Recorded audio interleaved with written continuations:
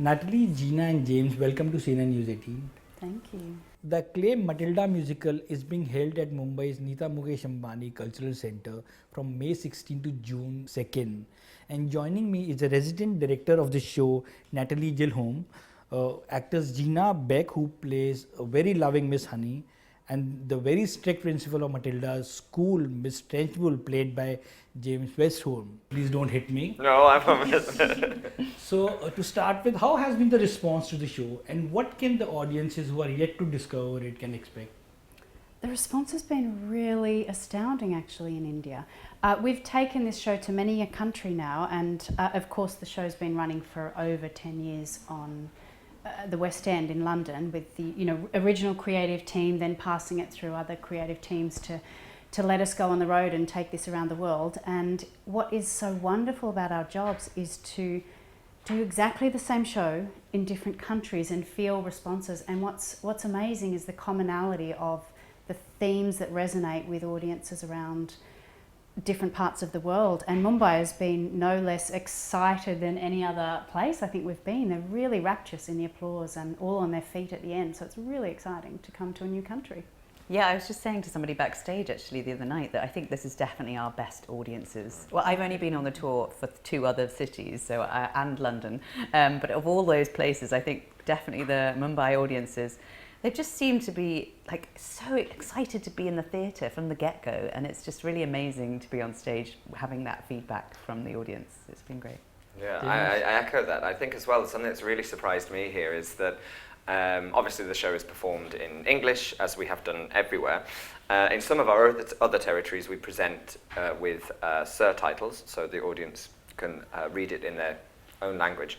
But here it's really shocked me how much of the quite quick and very British language is enjoyed by the audience, and they're really on board and they really get the little nuances. It's not just about the sort of the physical and the loud, bright stuff. They're getting the details as well, so it's been really nice. I have many questions for that, but Gina, do you think Matilda sees a mother in Miss Honey, or do you think they are a pair of siblings guarding each other? It's funny actually that you asked that, because I feel that Matilda's more the mother to Miss Honey. They're definitely on a level, if not Matilda basically takes charge of the situation that Miss Honey has found herself completely incapable of solving.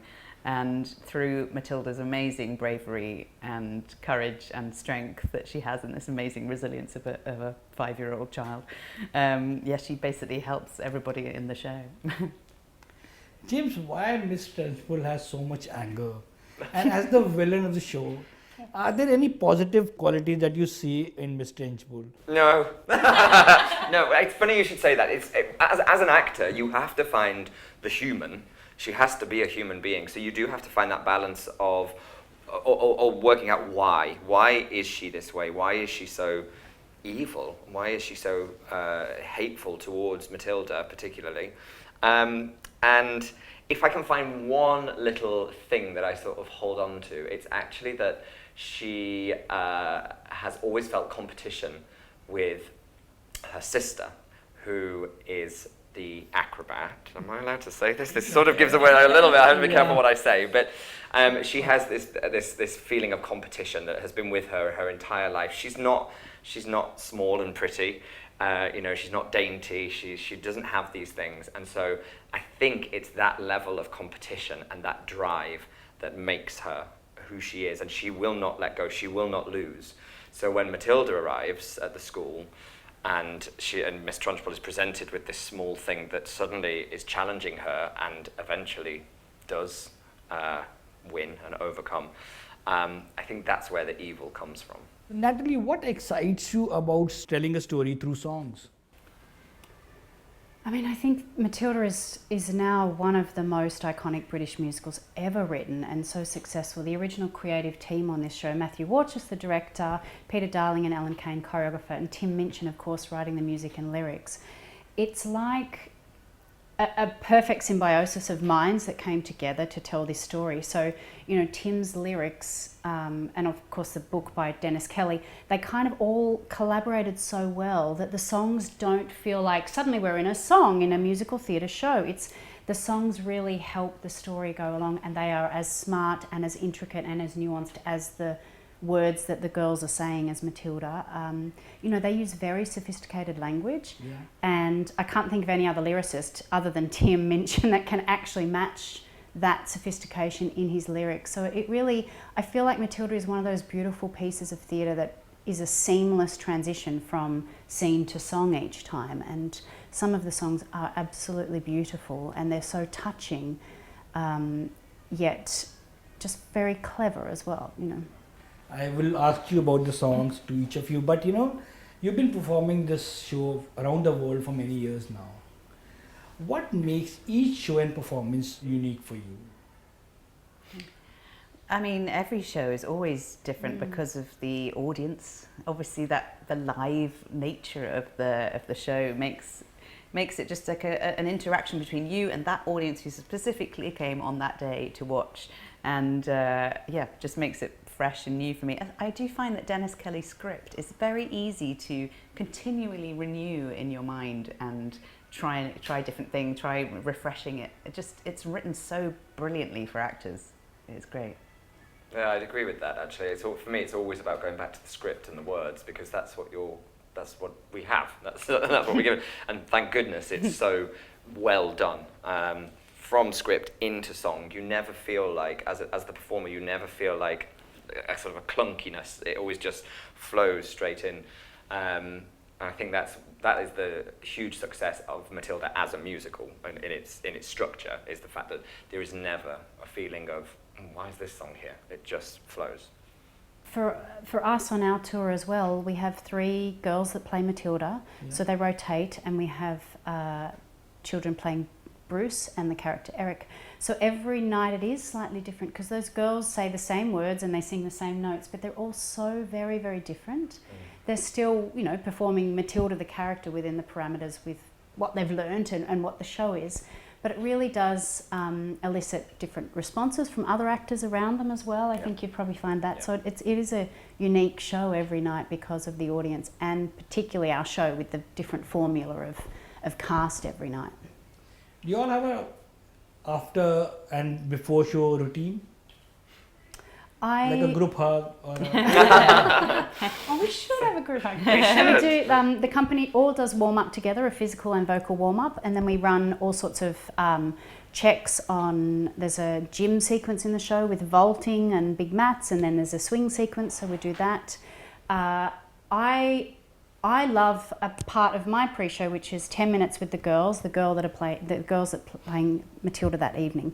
And it's just her and I on stage, and it's about warming up and focusing her, and maybe looking at a piece of the show that we want to better for that evening, or something else she can focus on. So that's a really special part of my pre-show routine. Do you have any special parts? I just love the warm-ups. I especially love the warm-ups here. We have 2 incredible dance captains who lead us through great physical warm-ups, and then our amazing MD, Louis Zernemer, is just literally probably one of the best MDs I've ever worked with in terms of his knowledge of the vocals and how to get the best out of your singers. It's just really great. Yeah, great way to start the show.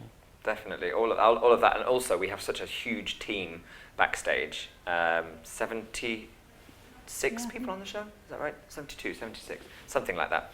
Forgive me if I've miscounted. But and for me, part of that is once we've done the warm-up, we've done the physical warm-up, done the vocal warm-up, and then back to my dressing room to then start getting ready and getting into the costume of Miss Trunchbull, which I can't do myself because it's quite involved. So have lovely dressers and wig mistress and sound people come and visit the dressing room and sort of get us ready, and particularly with me, get me ready for Miss Trunchbull. And I really like that because there's a real camaraderie then between different departments, and you can hear what different people have been doing, and especially somewhere like Mumbai, you can hear what everybody's been up to throughout the day and what they've eaten, which I always enjoy to hear. So yeah, that's for me. It would be strange actually to not have that. If I just sort of disappeared to my dressing room and then didn't see anybody until I arrived at the stage, that would be quite odd. So it's nice to have that team, that family feeling, actually, very much so, Matilda. Yeah, I mean, you made a joke about a group hug, but in a sense, actually our warm-ups and standing in a circle and just greeting each other, really. It is part of, like, I'm a big fan of the whole company having a warm-up, because it's not just warming up your voice and your body, but it's warming, you know, it's seeing someone physically and saying, hi, how are you? So that the first time you see them that day isn't in the scene on stage. There's something, you know, group huggish about a company warm-up, yeah. You know, when you're on stage, what makes you feel when, you know, that audience is now connecting with you? Sometimes they applaud before the show starts, and you think, right, they're ready. Yeah. They're ready for a good time, and that's always really fun to hear from the wings, because you're like, okay, they're up for it. Yeah.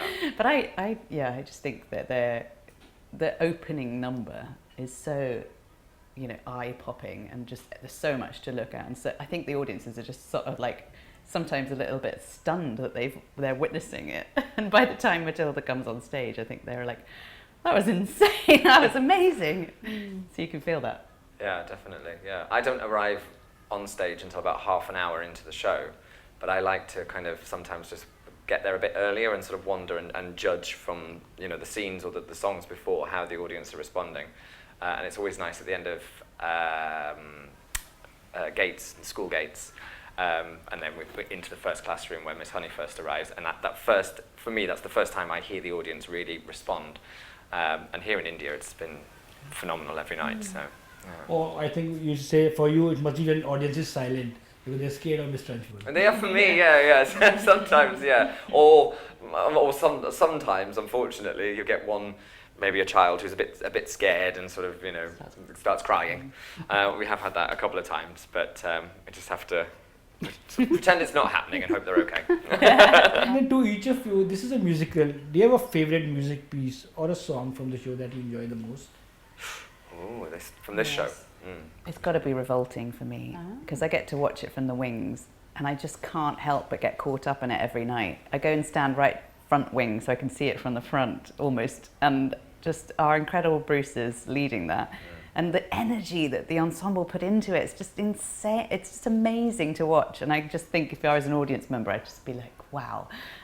So yeah, I didn't get to, when I was doing it in London, I didn't get to see it so much. I think because the wings are very small in London, you can't go and just stand there. So it's really nice in these big venues to get to, you know, witness that things that you're not part of. Yeah, I echo that. I think my favourite, it's not my numbers, it's actually My House, which is Miss Honey's. It's because it's one of the few moments in the show where you get this real sort of quiet, tender, emotional song. So I like that. But Natalie, then how different is the musical from the movie?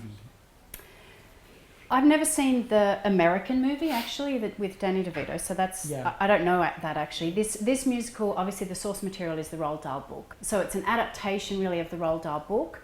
And the film I think you're talking about that was released on Netflix is actually the same creative team, same director, same choreographer, designer. So what blows me away is that they're quite different in, obviously has to be, you can't just put a movie camera onto the stage. So there are so many different concepts in the film coming from the same brains of those people, which just blows my mind.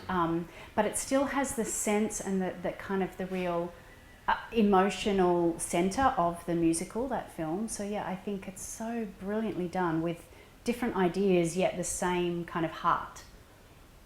You know, sometimes things in live theatre don't go always as planned. Do you have any funny or a memorable on-stage mishaps that you'd like to share with us? Nothing's ever gone wrong. No, I don't know why you're asking that. But actually, touch wood, on this show, we really haven't had Nothing much. terrible, no, but you do, yeah. But, I mean, but in our careers, I think we can all probably think of something that, oh yeah. you know, Yeah. But that's is fun. terrifying That's at the live, time. Yeah, live that's what makes theatre, it live. yeah. You know, show stops that happen and the audience love it because the show stopped, and they can go home to their friends and say, oh, well, they had to stop the show because the staircase didn't come in, or, you know, like there's stories that make it, and you're reminded then that you're at a live piece of theatre, which is kind of the fun of it. But no, we've been quite lucky on this one. Yeah, not any major. No. And then what is so special about Matilda's story that it is being adapted into various formats? I mean, what blows me away about the book Matilda is that Roald Dahl wrote this, I think, in the last 2 years before he passed away now. I think he was 72 years of age. So it amazes me that that a full adult brain can write a story through the eyes of a 5-year-old girl, and I think we learn so much from that. I think we learn to listen to children. You know, you were talking about Trunchbull and why she, the way she is even as an adult, and you're reminded how much we are formed as human beings from little, from, you know, younger than 5 years old. So I think there's so much to learn from Matilda, even just reading the book, of humans and of aging and of being an adult, and how, you know, we always talk about Matilda being the adult in the room. So there's something really, I think, really lovely on a human level to remind us all of who we are and who we should be. And that's possibly why it's transcended over ages as well. It's always, you know, standing up for yourself and becoming a strong human being will never change. Like, that's what we want through the ages. So. Sure. Then, you know, what is it like performing the same song repeatedly on stage to both of you? It kind of goes back to that thing of it is never the same. So, you know, you might have an introduction to the song and it sort of sets you in that place, or you might not. You might just go straight in. It might be a note and you go straight into it. But as soon as you start, as soon as those first words and notes come out, you know it's different, because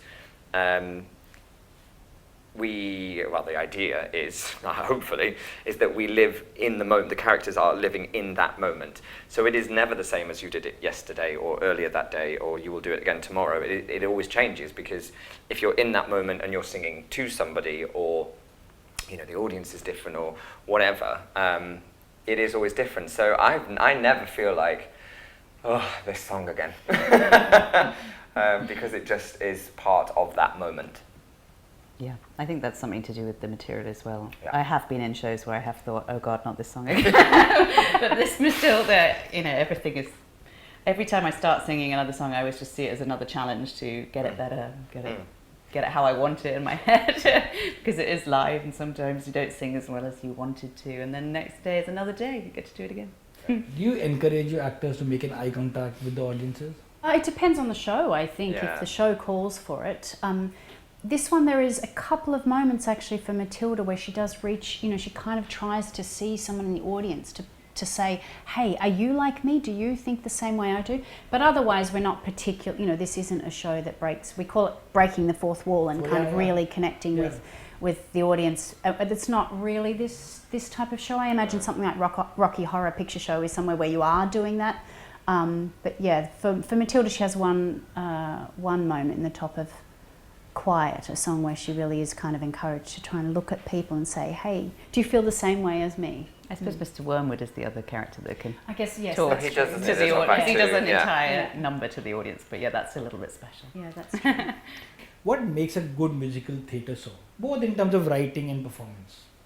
I think something that can really, you know, you have a melody and you have lyrics and orchestra and all the rest, but really the basis of a song is the melody and the lyrics to tell the story. So I think if the story itself is really important and it gives the actor enough to actually be able to communicate that story through the melody to the audience, then I think really it's a success. Either side of that obviously is the book of the musical and leading in and out of that song, but I think, yeah, if the material gives the actor enough communication, then it's a successful song. Well, on that note, I want to thank you for taking time out and talking to me, and best of luck for the show. Thank you so much. Thank you very It's a much. pleasure. Thank you. Thank you.